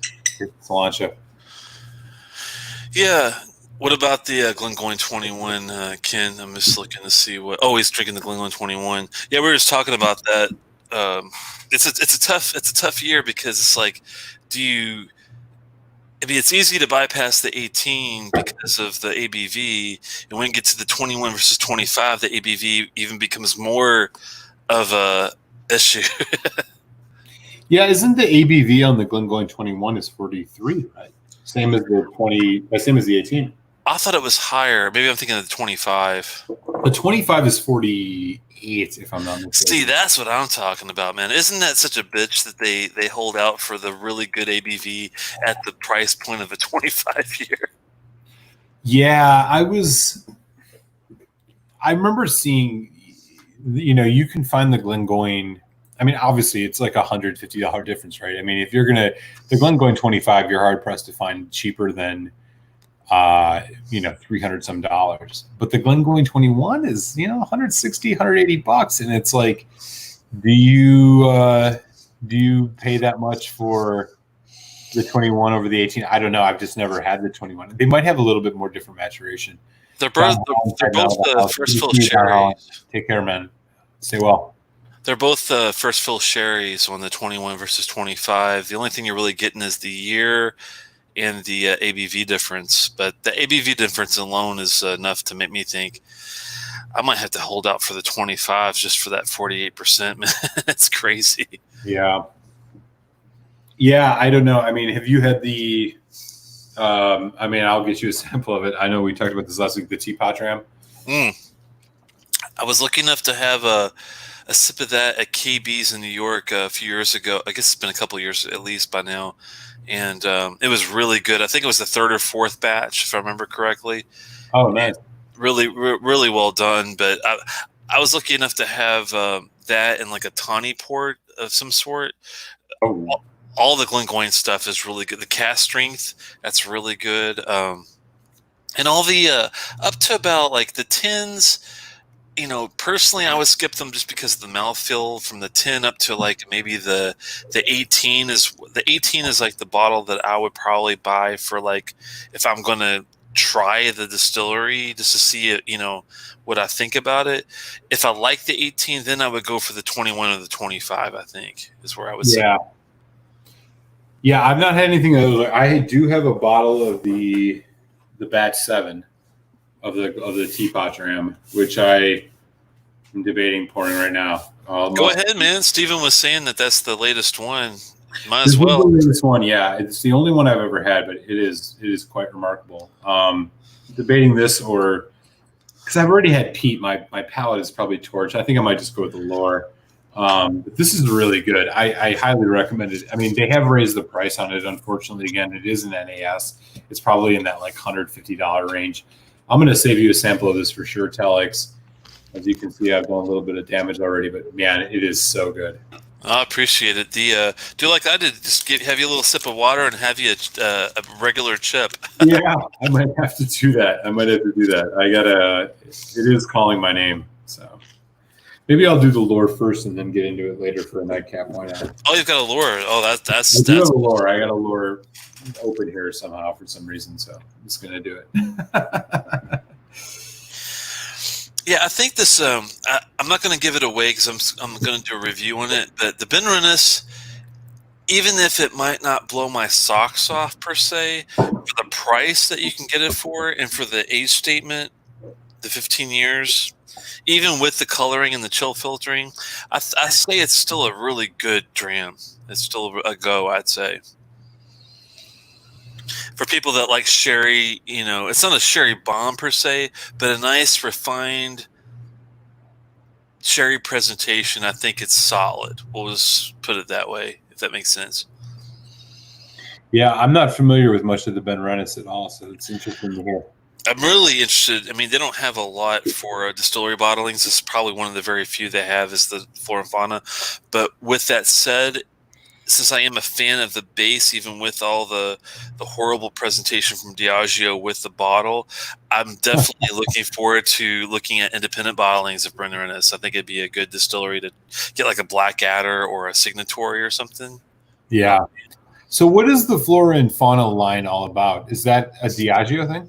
Yeah, all their basically like the Craigellachie is used. This is not Diageo. That I forgot to talk about this. This is used in a lot of Dewar's blends. That's why you don't really hear about Craigellachie a whole lot. When it comes to Diageo, they also have a lot of distilleries they use for blends. Like Dollywayne is one. Glen Ord, Glen Spey. Oh man, there's a lot of them out there. If you do your homework on the Mocknamore, Linkwood has a bottle. There's a bunch of them out there. Some of them you can't find anymore, but there are a lot of basic ones like the Blair Athol, like I talked about. It's coming. Mm-hmm. That's a good one to pick up. The Inchgour, the Tinnick, I'm not a big fan of. That's a 10-year-old. So it's hit and miss in the Flora and Fauna bottles. You got to really do your homework and find out which distilleries are worth the venture. The ones that are not are typically the ones that they only use for like Johnny. Is it Johnny Walker? That's Diageo. Yeah, they use the Glen Ord and the Glen Spey and some of those for they're like blends with the Johnny Walker series. Is all I know. Mm-hmm. Yeah, interesting. Yeah, I've not had the opportunity to try any of those yet, and like honestly, I never see them anywhere. Yeah, you can't. You kind of got to hunt for them a little bit. You have to order them overseas. You can't get them locally. You have to find like a whiskey place for salsa overseas, typically UK.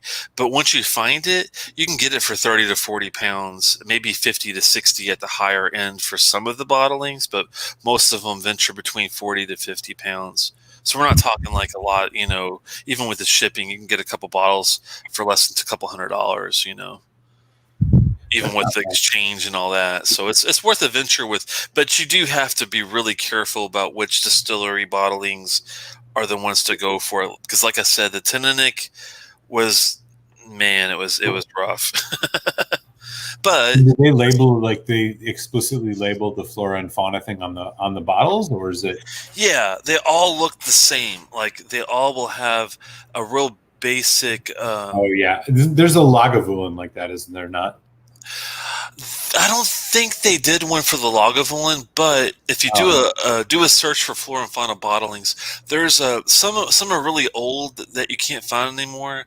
Like the Rosebank is a dead distillery, for example, that has a Flora and Fauna bottle, but it'll probably run you at least $300 to $400 for just the bottle.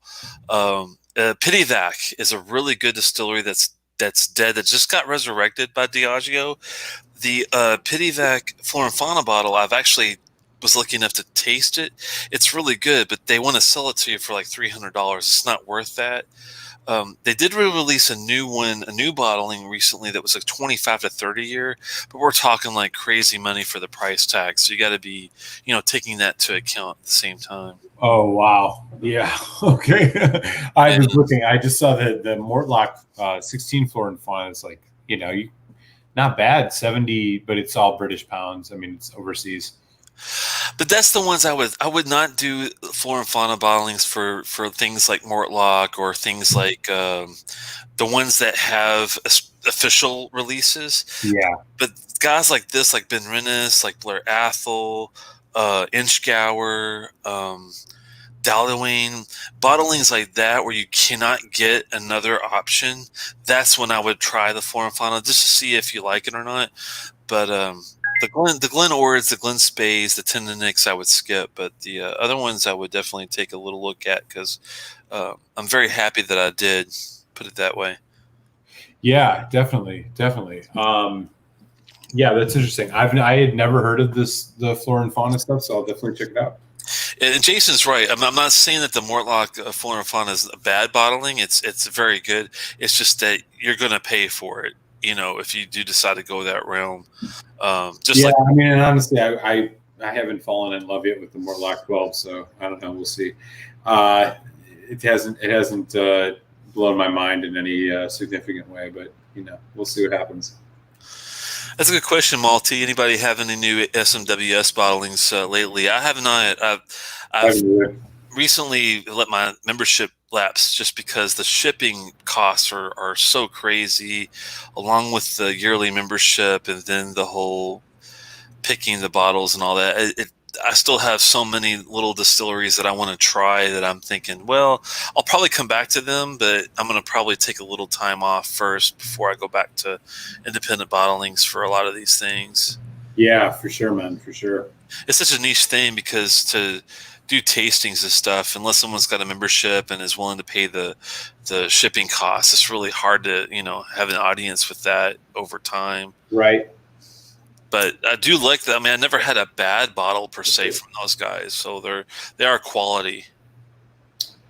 Yeah, neither have I. I've had such a limited opportunity. I've tasted a couple different ones, and I really enjoyed it. But it was, when I had the opportunity, it was mostly at Jack Rose when I lived in Washington, D.C., and they had so many different ones, and I just tried stuff. I didn't know what I was trying, and so definitely interested in getting the opportunity to try a few more of them for sure. But I've heard good things. Yeah, it's definitely worth a membership if you're in the mood to do a lot of independent bottlings. That's for sure. I mean, right. The quality is top notch. I definitely would not knock them for that by any means. But if you are still, trying to find some of these off bottles that are older or still doing your journey like at a 18-year level, like I'm trying to keep at as close as I can, then it's really tough to get into that because it's kind of one of those things where you get all into it, and if you don't get all into it, you're wasting a lot of your money for all the things. Right. Totally. Tullibardine a good distillery. I like some of their stuff. Have you ever had a Tullibardine before? I have not. The Murray is a good one. They've had two that I know of. The first one I tasted, I liked it, but I did not get the bottle of that. I had the second one, and it was a very particular cask. It was a Chateau. How do you say it? Chateau Napouf, something like that. It was very specific French wine, and really, really well done. I liked it. They have some older stuff that I like to try, like a 20-year-old or a 25. That's not crazy price, kind of like a Tomatin, where they don't really sell, for high prices, thankfully. But yeah, for sure, man. I've not messed around with much of the Tomatin, but Tomatin 18, for example, is one of those whiskeys you can get a really, really good price. Like that's like a sub $80 in some places. Yeah, it makes you want to hold out for maybe a 25 if you could find a price for one, because it's one of those where you don't have to spend a lot to get the higher ages. Like Tomatin and Glenmora is really good about that, where you can get some of the really higher age stuff for a really reasonable price. Right. Yeah, definitely. And at first, the Glenmora 18, I was not a huge fan of at all. I was kind of disappointed, but thankfully, over time, the oxidation really helped that bottle, so I feel a lot better about it. So now, if I ever do find like a 20-something-year-old Glenmora, I actually might take a chance to buy it. Yeah, that's good, man. Yeah, I've not tasted any Glenmoras. They have so many different like 12-year-old finished bottles. I've never grabbed one because they've always been so cheap. I was always like a little bit on the skeptical side as to whether or not they were a bottle I should grab. But I've heard skip all that. They're not all that. Yeah, I've heard that some of them hit the mark. So I would skip like if you have a finish that you already know you enjoy, then I would try it on the 12-year range. But I would go all in for the 15 sherry. They have a nice 15 sherry cask influence. Oh, Other than that, I would just save up and go 18 or maybe even older because it's definitely worth the price. that's good to know. Yeah, I might do that. Cool, Okay. man. We've about hit that 2 hour mark, and I got to begin my wind down for the evening. But I hear you. yeah, it's been fun hanging out, doing another week of whiskey reviews and chatting with everybody. I'm glad everybody was able to find time to hang out, and we'll keep this going, Telex. This has been Yeah, good. I think we're 2 months into doing our Tuesday whiskey reviews, and if folks are interested, I do a little happy hour before I join Telex, and if you're interested in that, hit up my channel. You can be part of that on every Tuesday, and until then, man, you stay well, be good, and I'll catch you next week. Keep an eye out for that Balvenie 10, that Balvenie 12 single barrel. If you get an opportunity to grab that, we could chat about that one of these weeks sometime soon. I will. I will try to get my hands on that before the next show if I can, and I'll Yeah, give you if a it heads up. happens, it happens. If not, we'll figure it out. But I'll give you a heads up either way if I am able to snag it, and I'll definitely send you a little list of maybe things you might enjoy that I know that are at least good that you're not going to waste money oh on. yeah, for sure. Let's figure it out.